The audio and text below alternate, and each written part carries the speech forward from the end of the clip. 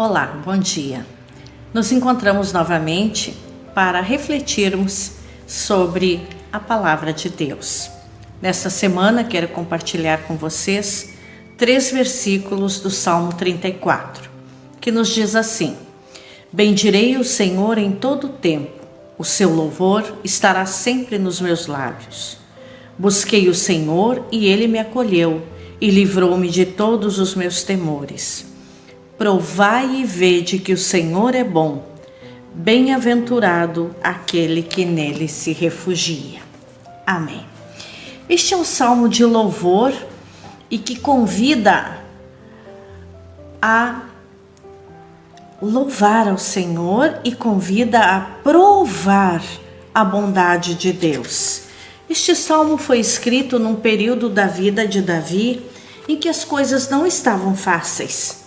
Normalmente nós achamos que as pessoas escrevem os mais lindos hinos e poemas quando as coisas estão bem. Na vida de Davi, neste momento, ele já tinha sido ungido por Samuel para ser o rei de Israel. No entanto, Saul estava no poder. E Saul não aceitou isso e começou a perseguir Davi. E Davi sofreu muito, passou por muito tempo se escondendo, fugindo, entrando em cavernas, vivendo com pessoas desqualificadas. E ele, inclusive, teve um momento em que ele teve que se passar por louco para proteger a sua vida. E é nesse cenário, em meio a grandes tribulações, que se dá a sua declaração em favor da bondade de Deus. E isso só é possível para alguém que aprendeu a confiar em Deus, apesar das circunstâncias. E ele convida, prove e veja que o Senhor é bom. É um convite a experimentarmos a bondade de Deus de uma maneira pessoal.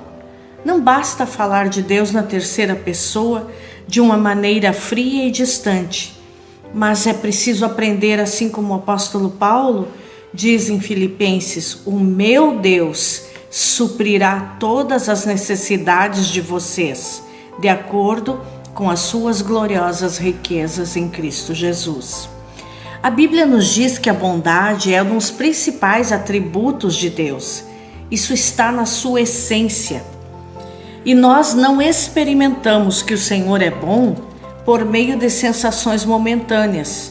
Nós provamos que Deus é bom ao longo de uma história e de uma caminhada com Ele. Se nós congelássemos algumas cenas da vida de alguns personagens bíblicos, certamente duvidaríamos da bondade de Deus. Por exemplo, se olhássemos apenas para um momento da vida de Abraão, onde Deus prometeu um filho, e no entanto passaram-se 25 anos até que essa promessa se cumprisse.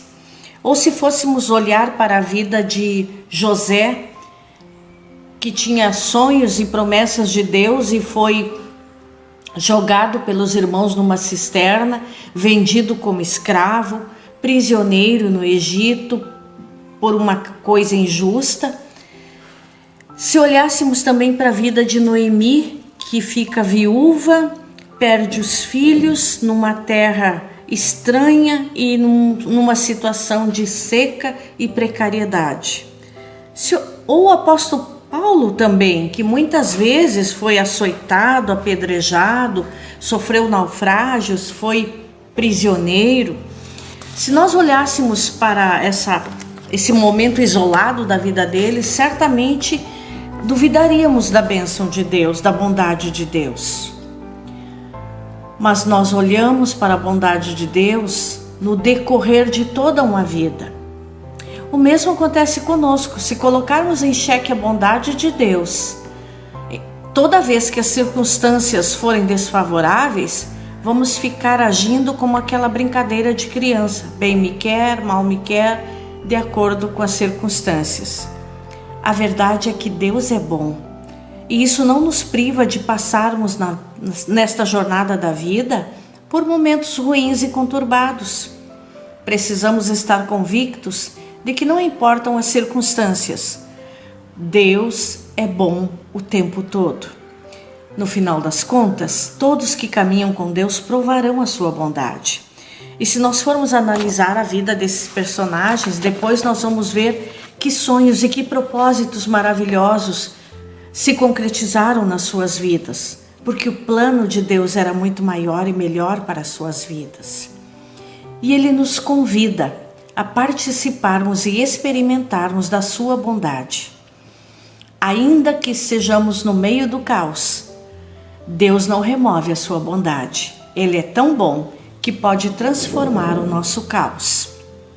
Então, como o conselho do salmista no passado, hoje também é válido. Procure descobrir por você como o Senhor é bom. Descubra a bondade dele no meio da injustiça que estiver sofrendo, ou debaixo do desânimo que estiver massacrando, ou do medo, da raiva ou da aflição. A bondade do Senhor é uma vivência concreta, pessoal, que nos dá vitória no meio das nossas lágrimas. Ande com Deus, independente das circunstâncias. Haverá um momento em que o pranto chegará ao fim, em que a escassez dará lugar à abundância, em que a doença dará lugar à saúde e o choro ao riso.